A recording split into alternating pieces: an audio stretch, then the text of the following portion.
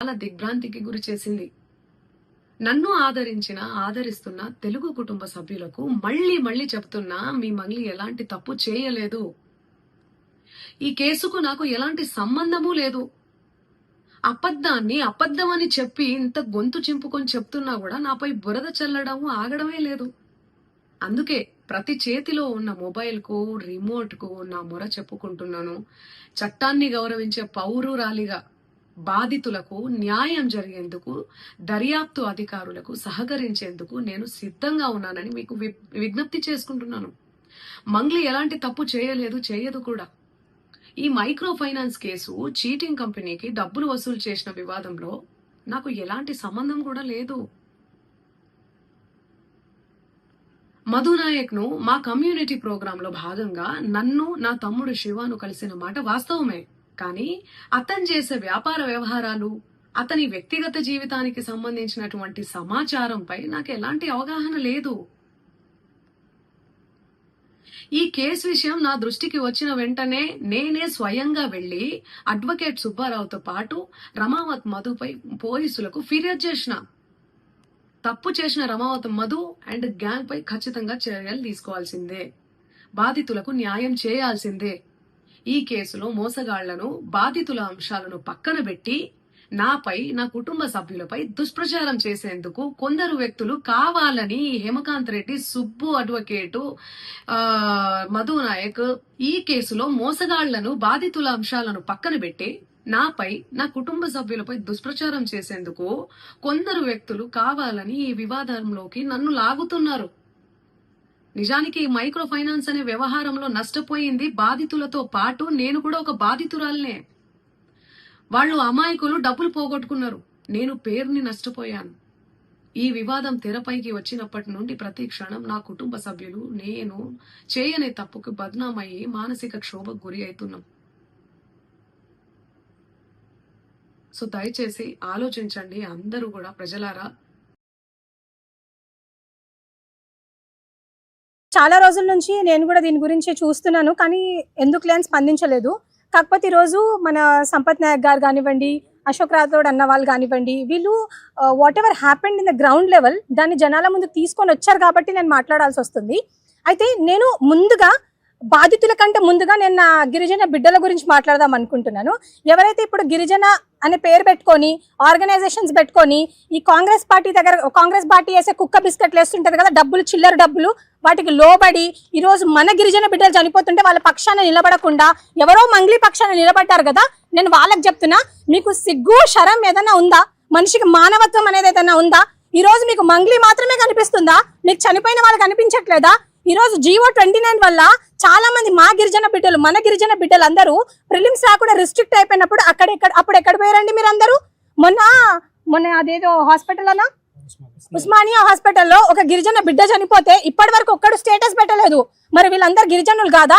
నేను ఈరోజు సంపత్ నాయక్ గారికి చెప్తున్నాను, మంగ్లీ గారిని కాదండి మీరు బైకాట్ చేయాల్సింది. ఇట్లాంటి దొంగగాళ్ళు ఎవరైతే ఉన్నారో కమ్యూనిటీలో ముందు వాళ్ళని బైకాట్ చేయండి.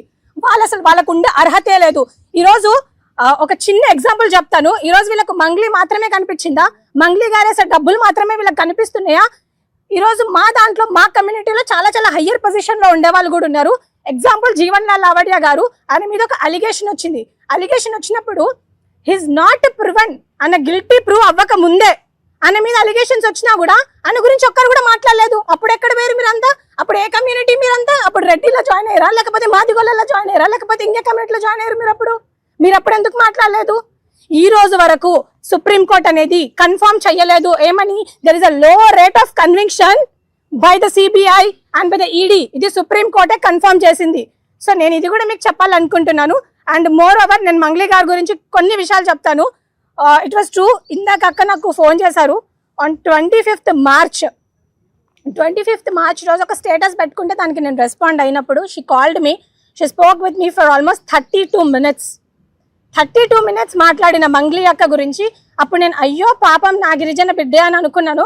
కానీ after seeing all these proofs నాకు చూశాక నాకు అప్పుడు అర్థమైంది, లేదండి మంగ్లీ గారు, సీరియస్లీ మీరు నిజంగా ఈ కమ్యూనిటీకి ఏదో చేశానని చెప్పుకుంటున్నారు కదా. ఈ రోజు మంగ్లీ గారు అంటారు నేను మంగ్లీ అనే పేరు పెట్టుకొని ప్రపంచ దేశాలకు మన గిరిజనుల గురించి చెప్తున్నాను అంటున్నారు. మీరు మాత్రమే కాదు, మీరు ఎవరికి చెప్పారో నాకైతే తెలీదు. గ్రౌండ్ లెవెల్లో కొట్లాడే వాళ్ళు చాలా మంది ఉన్నారు. ఈరోజు సంపత్ ఉన్నారు, సంపత్ జనసేన అని పెట్టుకోవచ్చు, ఆయన పేరు సంపత్ నాయక్, ప్రత్యూష రాథోడ్, అశోక్ రాథోడ్, జీవన్ లాల్ లావడియా, ఇట్లా చాలా మంది వాళ్ళ పేరు వెనకాల మా గిరిజన ట్యాగ్ పెట్టుకున్న వాళ్ళే. మీరు మాత్రమే సెలబ్రిటీ కాదు. సెలబ్రిటీ అంటే మీరు ఇష్టం వచ్చినట్టు ఏది పడితే అది చేస్తారా? మీ చేతిలో ఏది ఉంటే అది చేస్తారా? నేను ఈరోజు మంగ్లీ గారిని కూడా ఒక విషయం అడుగుదాం అనుకుంటున్నాను. మీరు ఇన్ని సంవత్సరాల నుంచి మీరు మా గిరిజనులకి ఏం చేశారు, మీరు ఏం చేశారు అనేది నేను అడుగుతున్నాను. సెలబ్రిటీ కాదు తను. బేసికల్గా తెలంగాణ మూమెంట్ జరిగేటప్పుడు మా దగ్గరకు వచ్చి అన్న ఒక ప్రోగ్రామ్ ఉంటే ఇవ్వండి, తనని తీసుకొచ్చింది భిక్షు నాయక్ గారు.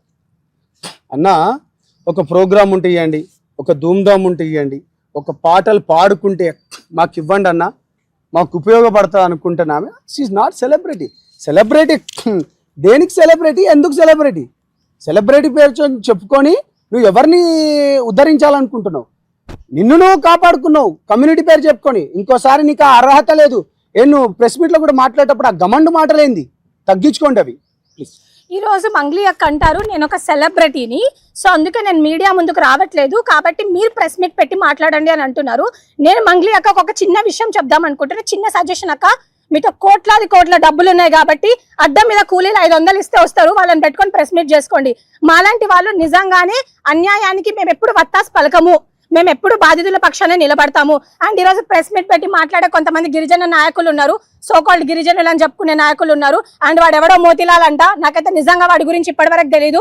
ఇప్పటివరకు ఆయనకు రెస్పెక్ట్ ఇచ్చేదాన్ని, కానీ ఆమె ఇచ్చే 10-20 రూపాయలకు మొరిగే వాళ్ళ గురించి నేను మాట్లాడాలనుకోవట్లేదు. నిజంగా నువ్వు గిరిజన బిడ్డవైతే, నిజంగా నీకు గిరిజనులు అంటే ఏదైనా ఉంటే, మొన్న వచ్చిన బ్యాచ్ అండి వీళ్ళంతా, నిజంగా నీ గిరిజనుల ఒక పక్షాన ఏదైనా నువ్వు నిలబడాలనుకుంటే ఈ బాధితుల పక్షాన నిలబడు. అంతేగాని రేపు పొద్దున నీకు మంగ్లీ వచ్చి ఓటేయదు, నీకు ఈ గిరిజనులే ఓటేస్తారు. సో ఫస్ట్ మీరు బాయ్కాట్ చేయాల్సింది మంగ్లీ గారిని కాదు, బాయ్కాట్ చేయాల్సింది ఇలాంటి ఎదవలని బాయ్కాట్ చేయండి కమ్యూనిటీ నుంచి. అప్పుడే మన కమ్యూనిటీ బాగుపడుతుంది. అండ్ ఇంకో విషయం నేను అడుగుదాం అనుకుంటున్నాను. ఈ రోజు గిరిజన నాయకులు అందరూ వచ్చి మంగ్లీ మా ఆడబిడ్డ గురించి మేము మాట్లాడతాం అంటున్నారు. మరి మంగ్లీ గారు అలిగేషన్ వచ్చిన రోజు మీ దగ్గరకు వచ్చారా, లేకపోతే వేరే మ్యూజిక్ ఛానల్ వాళ్ళ దగ్గరికి వెళ్ళి మాట్లాడారా? మరి ఆ రోజు మీకు గిరిజనులు గుర్తు రాలేదా? ఆ రోజు మీ గిరిజన కార్డు గుర్తు రాలేదా? ఆ రోజు మీకు ఉమెన్ కార్డు గుర్తు రాలేదా అని అడుగుతున్నాను నేను మంగ్లీ గారిని. బుద్ధి తెచ్చుకోండి ఇప్పటికైనా గిరిజన నాయకులారా. ఎంతసేపు డబ్బులు కాదు ముఖ్యం మీకు. ఈ బాధితులు ఎవరైతే చనిపోయినారో వాళ్ళ పక్షాన్ని ఉండండి. మీకు సేవలాల్ మహారాజ్ ఏం చెప్పిపోయాడో దానికోసం ఒకసారి ఆలోచించండి. నేను ఈ ప్లాట్ఫామ్ నుంచి ఒకటే రిక్వెస్ట్ చేస్తున్నాను, even to the police force కూడా నేను రిక్వెస్ట్ చేస్తున్నాను. And to all my community ఎవరైతే హానెస్ట్గా పోరాడుతున్నారో వాళ్ళకు కూడా రిక్వెస్ట్ చేస్తున్నాను, దయచేసి మీరు బాయ్కాట్ చేయాల్సిందే ఒక మంగ్లీనో ఒక రామావత్ మధునో కాదు. ఎవరైతే ఈ గిరిజనులు ఆమె పక్షా నుండి ఈ బాధితులకు ఎవరైతే సహాయం చేయట్లేదో వాళ్ళని బాయ్కాట్ చేయాల్సిందిగా నేను కోరుకుంటున్నాను. ఈ రోజు బాధితుల పక్షం నిలబడకుండా కేవలం సెలబ్రిటీ మంగ్లీ గారి పక్షం నిలబడే ఈ గిరిజన నాయకులు ఎవరు ఉన్నారో, ఈ ఉస్మానియా యూనివర్సిటీలో గొంతుగించుకొని అరుస్తున్నారో, ముందు వాళ్ళని బాయ్కాట్ చేయండి, తర్వాత మంగ్లీ గారిని బాయ్కాట్ చేయండి. అప్పుడే మన కమ్యూనిటీ అనేది బాగుపడుతుంది. హలో చెప్పండి అక్క. అతను ఉంటాడు ప్రతీష, అమ్మాయి అతను తెలియాలి నాకు. మన తిరుమలేష్ అని ఉంటాడు, కాంగ్రెస్ లీడర్ అనుకుంటా. ఓకే, నాకు తెలియదు. కాంగ్రెస్ వాళ్ళు మీకే పరిచయం కదక్క, నాకు పెద్దగా తెలీదు. గద్వాలు నాకేడ పరిచయం రా, నేను ఎవరు ఎక్కడికి పోను అసలు. మీరే కదక్క మొన్న అన్నారు కాంగ్రెస్ వాళ్ళ ఎమ్మెల్యే ఇంట్లో ఏదో బర్త్డే ఉంటే వెళ్ళాని, మీకే పరిచయం ఉంటారు, నాకు ఎలా పరిచయం ఉంటారు? ఆహా, గద్వాల్లో గద్వాల్ సైడ్ కదా, నీకు తెలుస్తుంది గద్వాల్ సైడ్. ఒకసారి నాకు తెలియదు అక్క. మన తిరుమలేష్ అని ఉంటాడు. లేదు నాకు తెలియదు అక్క. కాంగ్రెస్ అంటే కాంగ్రెస్ కాదు వాడు, కాంగ్రెస్ అంటే కాంగ్రెస్ కాదు వాడు. పిచ్చినా కొడుకు వాడు, ఇదంతా తెచ్చిండు వాడంతా, అంటగడుతుండి ఇదంతా. ఓకే, సో నువ్వు గద్వాల్ సైడే ఉంటావు కదా? లేదు తెలియదు అక్క నాకు. ఎందుకు అంతలా అసలు? లేదక్క, తెలీదక్క, అదక్క ఇది కనుక్కుంటాను కానీ కూడా అనకుండా మరి ఇంతలా ఏంద్రా? తెలీదు అక్క అని అంటున్నా నేను. అదేరా, ఎందుకు కనుక్కుంటే అయిపోతుంది కదా, ఎందుకు భయం? ఎందుకు అసలు భయం దేనికక్క? దేనికి భయం? లేకపోతే